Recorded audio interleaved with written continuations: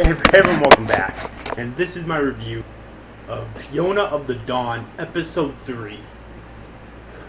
Very interesting episode. Once again, a very good episode, okay? This episode was mainly a flashback showing the childhood of Yona, Hawk, and Su-Wan, and basically how they felt about each other as children, okay? How they interacted as children and whatnot. That's mainly... Hold on a second. Alright, that's mainly what this episode was about. Okay. And I want to talk about the king real quick. There's quite a bit of stuff to talk about that happened in this episode, but I want to talk about the king real quick, okay? Because the king did something in this episode I never would have expected a supposedly cowardly king to do, okay? In this episode, the king...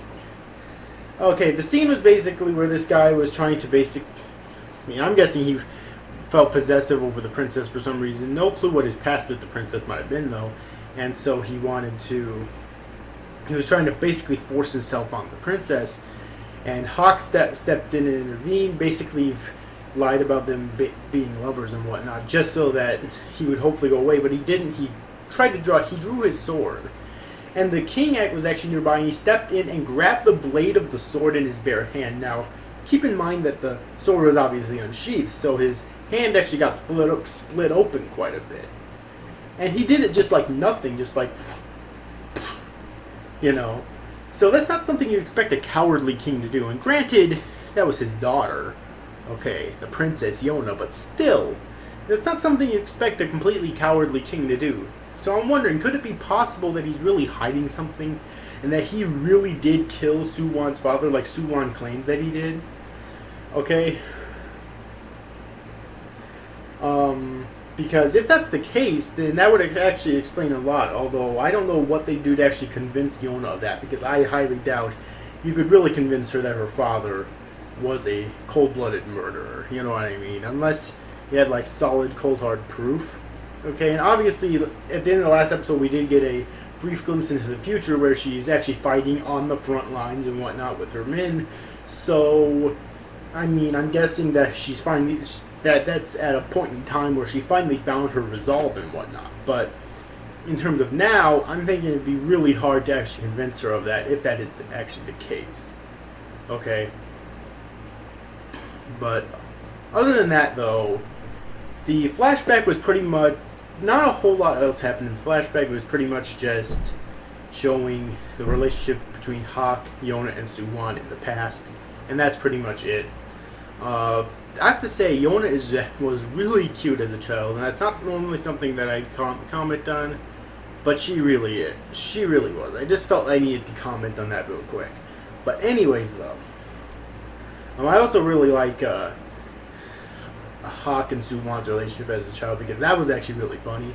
They seemed to be kind of like best friends, but also rivals and whatnot too. Kind of similar to the whole classic cliche like rivalry thing, although thankfully they're not playing it up in here, because unless it's like extraordinarily well written, I'm not a big fan of that cliche myself.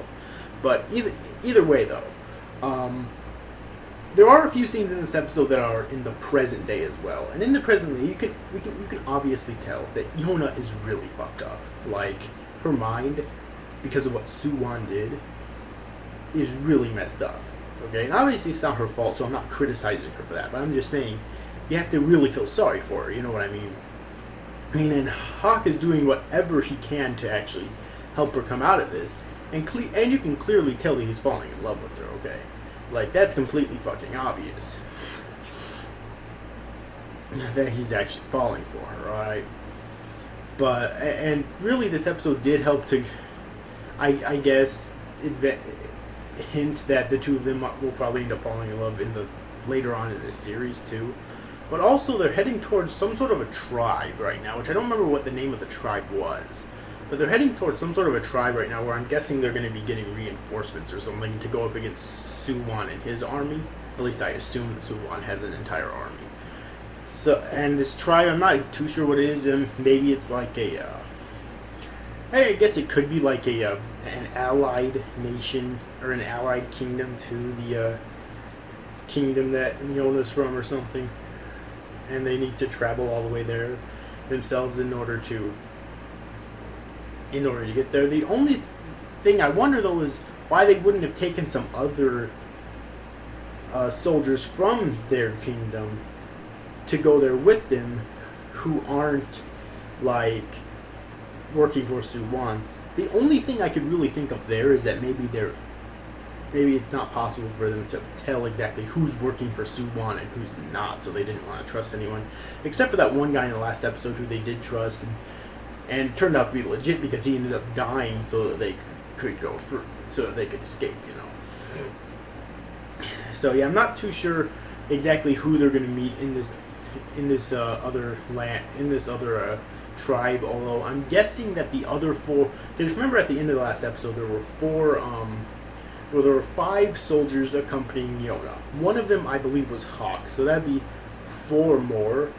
I'm guessing that the other 4 they're probably going to meet at the at this tribe. Okay, that's what I'm guessing anyways. So overall, what did I think of this episode of Yona of the Dawn? In the end, I thought it was a very good episode. Okay, seriously, very good. Like, it's nothing original, but as I always say, originality is meaningless as long as it's well written. And this, at least so far, I think is very well written. Okay, like I really do.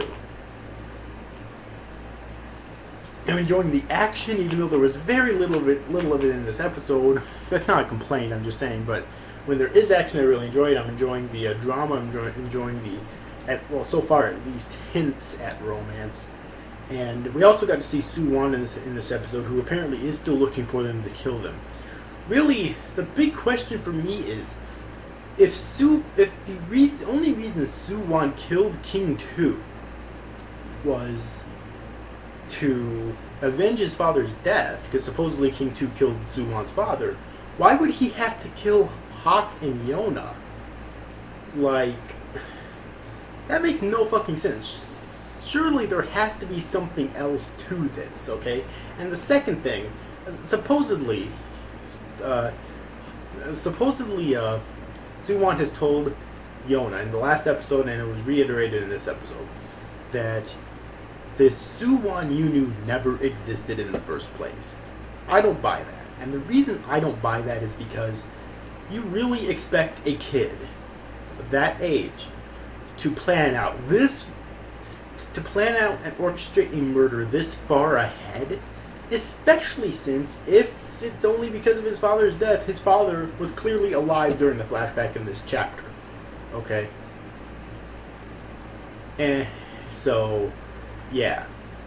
So I'm not buying it one bit. I'm not buying it one bit that he was secretly like that, even during the events of the flashback in this episode. Not at all.